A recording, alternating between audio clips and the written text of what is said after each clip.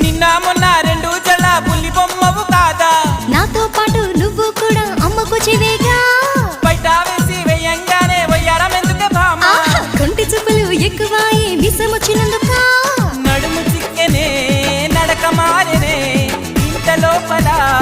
ఏమి జరిగనే మొదటిసారిగా ఆడపిల్లను చూసినట్టుగా మైకం నీకు తమలపాకు మమ్మల్ని సొక్కు